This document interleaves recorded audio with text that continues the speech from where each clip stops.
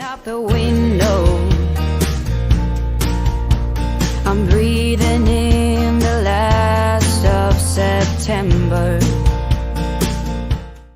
G'day everyone and welcome again to the chat. As you know, I love to speak to people from all over the racing industry, but something I haven't done just yet is speak to the CEO of a country racing club. And joining me today is the CEO of the Werribee Racing Club in Adam Wilkinson. G'day Adam, how are you mate? Yeah, good. Thanks, Ben. It's great to join you. I've been an avid listener or viewer of the chat for some time now, and I'm glad to be part of it. Mate, thanks for coming on board. I think it just shows that you put the effort in and you get rewards from that. And you actually approached me to come on as well, didn't you? Yeah, that's right. I suppose it's interesting that you say that because it was only last week that I saw your post about membership and how you're obviously a massive supporter of country racing, but you were a member of Werribee, but you're not anymore, and you're signed up at Colac, and I thought, well, I'll touch base and explore how I could get you back as a member of Werribee. Tell me, how long have you been in your role as general manager or CEO at Werribee Racing Club? Yeah, I've been here 2 years now, Ben. Yeah, so previously to that, I was at Country Racing Victoria for 5 years, which was a fantastic experience and a great stepping stone for the role that I'm in today. Really enjoyed thoroughly the role at Werribee. We're a great community club supported by a great community, but not only that, a key player through the Spring Racing Carnival with our quarantine compounds as well. And tell me, you were previously, like you said, at Country Racing Victoria. Do you feel that gave you an insight into how the clubs run, such as Werribee? Yeah, certainly did. I spent 5 years at Country Racing Victoria under Scott Whiteman, who was a fantastic boss for me. And I looked after a lot of clubs through the western side of the state, from Nil in the north to Warrnambool in the south, right through to Werribee at the time. And, some big professional clubs, some small community-minded clubs run by volunteers. So it was a vast array of experiences through that time and really thoroughly enjoyable. And you mentioned the international component at Werribee. It's well known. People get down there a lot to watch how the internationals are going for track work. The numbers are obviously going to be a bit smaller this spring, though, aren't they? Yeah, they are. Obviously, the challenges through COVID haven't enabled a massive participation this year. But the club itself's buoyed by the fact that we're going to have probably between 8 to 12 horses through the facility this year. Our first shipment, which compromises Gold Trip, Spanish Mission and State of Rest, have arrived, and we're really excited by that. And obviously the next shipment in 2 weeks' time, we'll see a lot of our Melbourne Cup participants arrive as well. And will the IRT Breakfast with the Stars be going ahead this year at Werribee? I know it's always a pretty good morning. I haven't been out there myself, but hopefully I'll be able to get out there this year, depending on what the situation is with COVID. It's a fantastic morning, Ben. Yeah, look, we're really hopeful it'll go ahead. IRT are great partners of ours as well. And, for the past few years prior to last year, it was a very well patronised event. This year itself is an official location of the Melbourne Cup Tour as well. So we're desperate for that to occur. Obviously, at the present time, it's probably sitting in a little bit of limbo based upon what government restrictions will be around at that time. But operationally, we're still planning on it occurring on Thursday, the 28th of October, 2 days before Derby Day. There we go. And generally, you have about 10 meetings at Werribee each year, and you seem to pick up a couple as well when other tracks aren't able to host. How are the arrangements going with COVID-safe plans for Werribee Cup? I mean, it's in December and it's just after spring, but generally you get a good crowd to that. It's a good lead into summer after spring, and it's a bit of a family event too. Certainly is, Ben. Yeah, it's a really good family day. It's a good community day for our club, but very well patronised as well. Sadly, last year was really difficult for us because we'd gained a lot of momentum from the previous year. We had a really great Cup day, and the excitement around our day last year was enormous. And sadly, we couldn't enable a massive crowd to come. But we're readily planning this year. We're about to go live with all our Cup day packages in the next week. And as part of that, obviously operationally, there's a COVID-safe plan that needs to be submitted.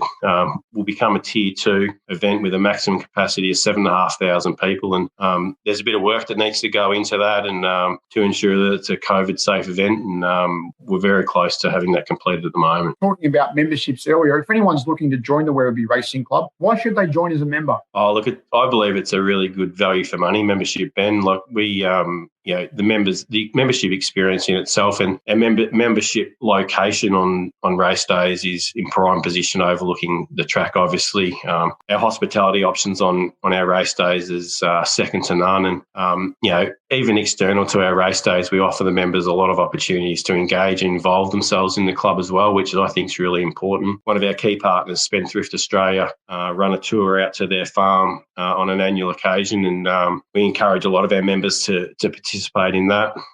There's also some reciprocal rights opportunities with the Werribee Football Club, the Werribee Golf Club, even the Geelong Harness Racing Club are all reciprocal members of ours as well. So at $75 for, minimum of 10 race meetings a year, it's a really good value for money membership, I believe. I think also if you can't get to those 10 because if you're a member at a Metro club and it clashes on a Saturday, you still can probably get that value by, or having a dining package or drinks on Cup Day, for example. You'll still get that $70 back. Totally agree. Yeah, look, our Cup Day itself is a really great day of country racing. It's a perfect time of year to come and celebrate with family and friends. It's in that Christmas period as well. And there's a lot of opportunities for people to come along on that day and experience a great day out. And just yourself, Adam, do you have any shares in horses at the moment? Yeah, I'm actually really lucky, and I think from me as well, horse ownership's a great way to stay connected and stay engaged with a lot of my good friends. And I grew up in Colac, Ben, and I've got a good group of friends that are still living in Colac. But what horse ownership does is allow us to stay connected and stay engaged. And there's two horses that, that we race at the moment. I was really lucky. We have a horse.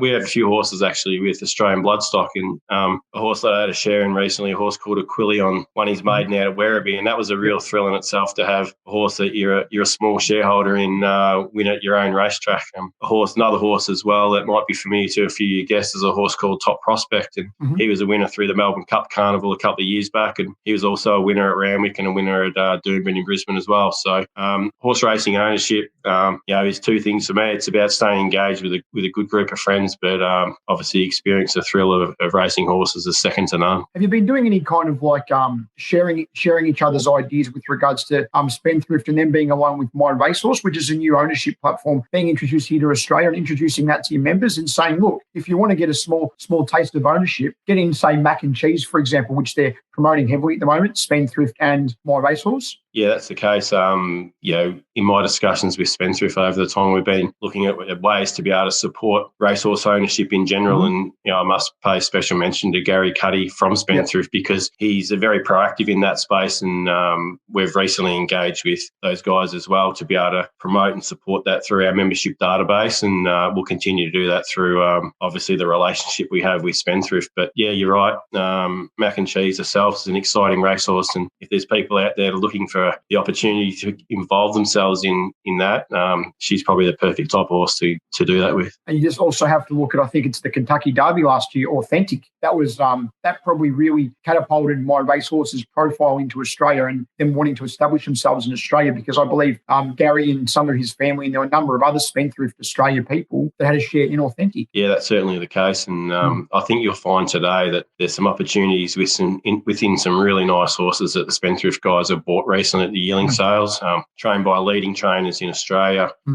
So if there's anyone out there that's looking to get involved in racehorse ownership, it's a perfect way. And you said you were from Colac, so tell me about what was it like growing up in the Western District, especially in Colac, which is very much it's a dairy and beef cattle country, isn't it? Yeah, that's right. Yeah, Colac was my hometown, and I grew up there, and I lived in Colac until I went away to university. And it's a fantastic place to grow up, Colac. It's got everything for anyone. It's a good community town. It's a good town to grow up in. Great sporting facilities, great schools, great opportunities for a work perspective as well for those people that want to stay in Colac as well. But as you said, dairying is a big part of the Colac community, and I have fond memories of my days growing up in Colac. And not only that, going to the Colac races at Christmas time and at their Cup Day, and although they don't run a massive amount of meetings every year, they're always a great little day, Colac races. And you, in doing a bit of research before I'm doing this interview with you, you have a bit of a football background as well. You're at the Falcons, but I believe you may have also spent some time on AFL lists as well. Is that correct, when you were younger? Oh, yeah, years gone by. Look, I was lucky enough to play football at the Geelong Falcons through underage football and got the opportunity there for a couple of years at both Fremantle and Geelong. But have played mostly local footy and have coached locally as well. And again, the same, country football as it is country racing, a great community groups to be involved in, and thoroughly enjoyed